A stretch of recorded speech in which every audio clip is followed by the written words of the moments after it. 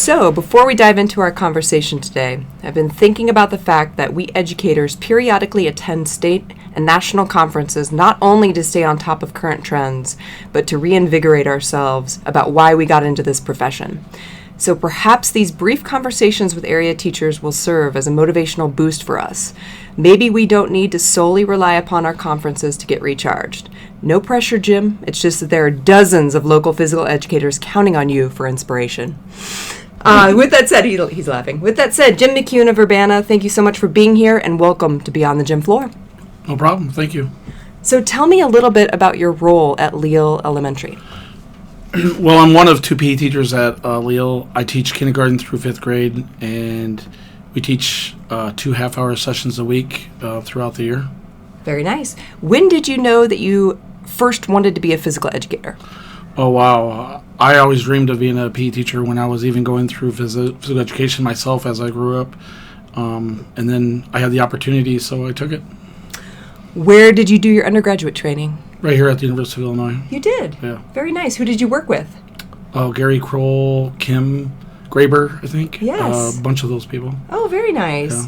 Yeah. Kim and Gary both were my instructors when I was here at Illinois. So that's cool. quite exciting. Yeah, it is. So when you were a student in the K-12 setting, which physical educators really mattered to you? Here at the school? Here at the University? Either at the U of I or when you were a child?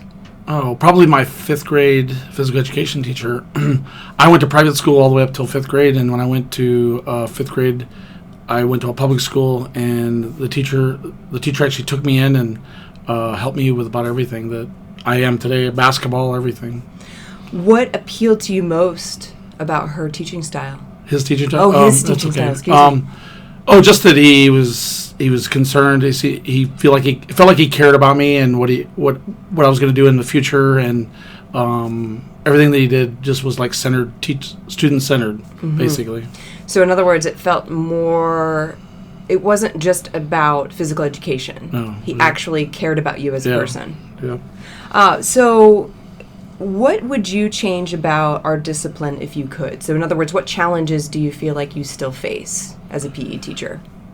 Oh, after 20-some years, there's not a whole lot. I mean, just, like when I first started as a PE teacher, I think I had everything I needed, but not the details. It's just the little things, experience. Mm-hmm. When I came out, I had some experience, but I feel like if we could give these kids more experience in teaching, getting into the classroom, when I first started, now I feel like I'm well-rounded with going to conferences and, like you said, collaborating with other PE teachers.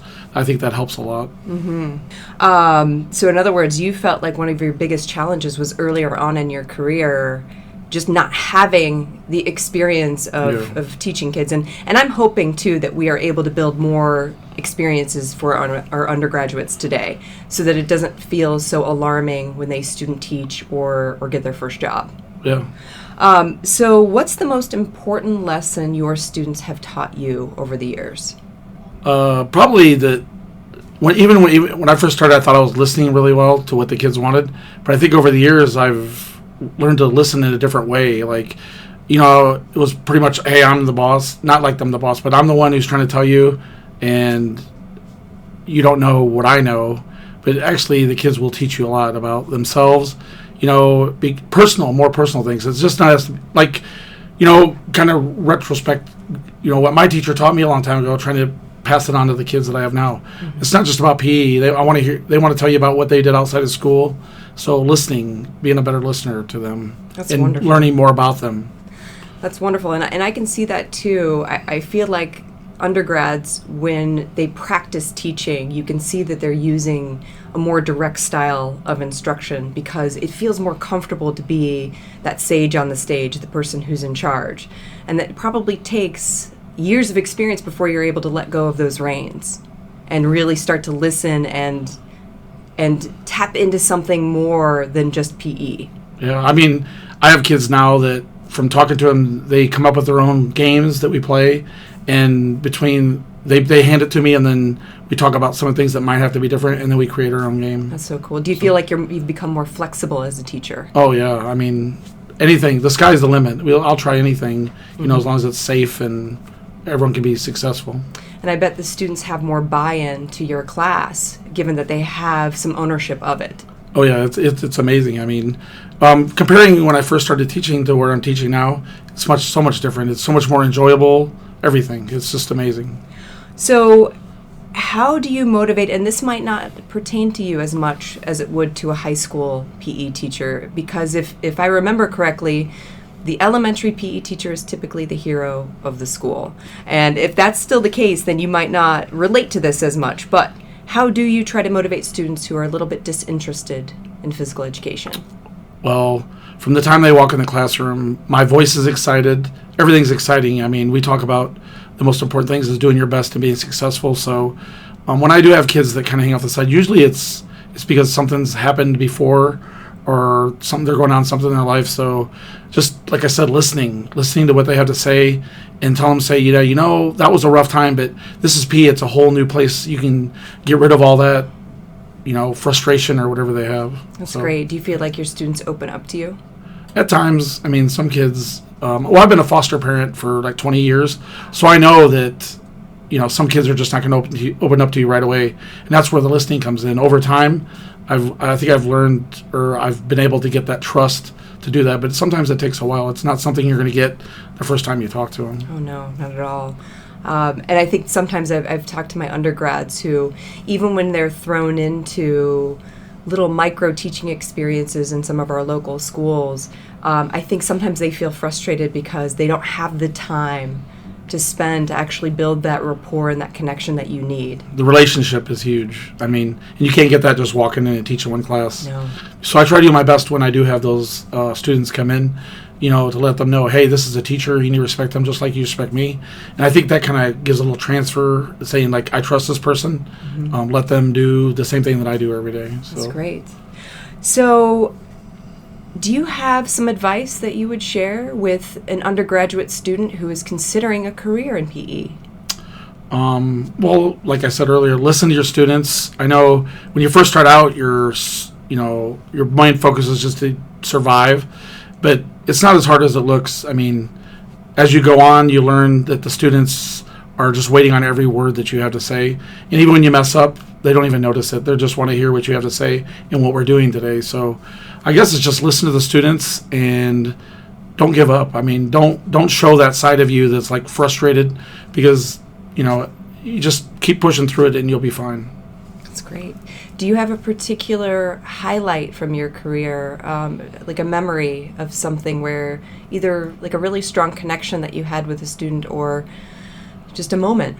Oh, this is easy. I was student teaching over at Robeson School in Champaign, and I just started. It was probably about 3 weeks in, and we were playing soccer outside, and I was teaching the kindergartners how to kick a soccer goal.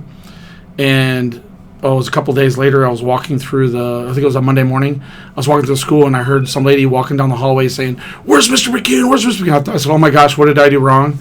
And I said, I'm Mr. McCune. He goes, "Oh my gosh, my son has been playing soccer for 4 years, never scored a goal. He scored a goal this weekend in soccer." And he goes, "Mr. McCune taught me how to shoot a goal."